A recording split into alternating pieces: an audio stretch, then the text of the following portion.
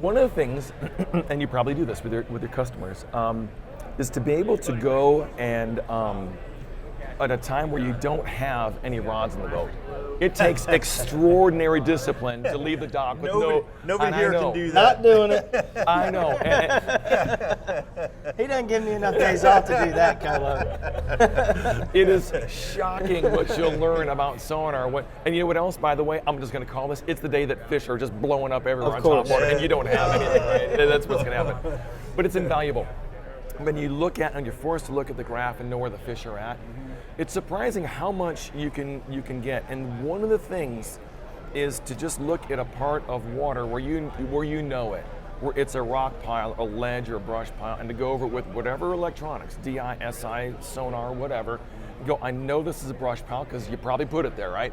And say, what does that look like on my sonar, and make a mental imprint, or just take a screenshot, right? And then you mark a waypoint. But to develop that just baseline of what these things look like is really important. And once you have a little bit of success, once you're like, when you say, I think the fish are here, and you catch one, you know what it looks like on a screen, and that is the juice, because then you know what the fish looks like over brush or sand or whatever else. And once that are catchable. Yes. It's different from fish that aren't catchable. And sometimes it's a drum, you don't know, and sometimes it's a bass, right? Mm-hmm. But just to be able to know that what is a fish and what's not a fish, once you get to that point, there's no going back. There's a confidence level that happens that you're like, that fish isn't catchable, and you've tried before, right? And then you know. But if you can find that level of confidence and not doubt yourself, you go a long way in relying on your electronics. You're really right, Colo. I mean, I feel like this is where I've come a long way this year, you know. First out, to tell everybody where to start, because everybody's asking that. You know, when you're talking about Bass UTV, we've hired so many guys to do instruction on electronics and stuff. I set my 360 up just like Ott Defoe said to set my 360 up. That's a good man to follow. And then you tweak from there. Everybody's bodies of water, different water clarities, all that stuff, you can kind of tweak.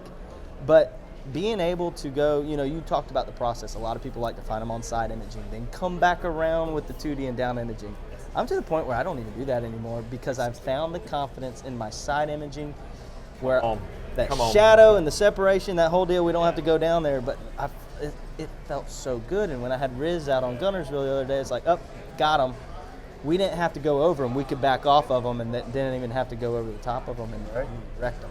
But that's you know, that confidence that you're talking about is everything.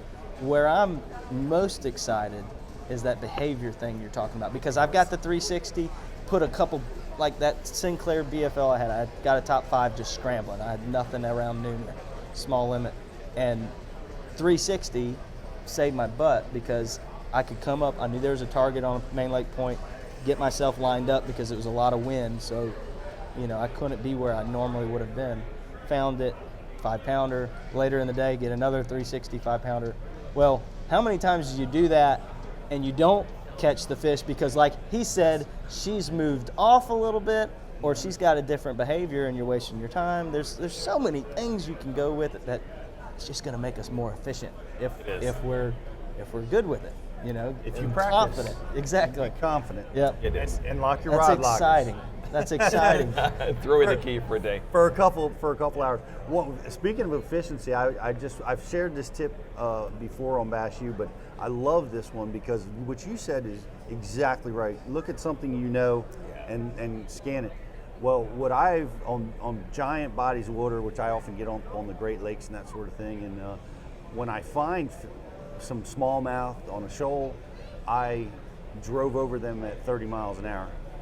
And I identified what they look like at 30 miles an hour. And this is just going back to 2D sonar. And now I can move so efficiently. I don't have to idle, and I can see fish. And it's just the most amazing view. It doesn't look like anything. On Humminbird 2D, it looks like a little tiny finger. That's all it looks like. A little piece of the fish is coming through that cone at 30 miles an hour, and you're picking it up. And it's so consistent on being able to find them. I've been able to use it on southern reservoirs to find ledge fish. Wow, yeah. And those things like that. Power graphing. It's speed graphing, yeah. And the information Bass University provides isn't your basic run-of-the-mill fishing video. This is specific information from A to Z to help you learn, get to the water, and become a better angler quickly.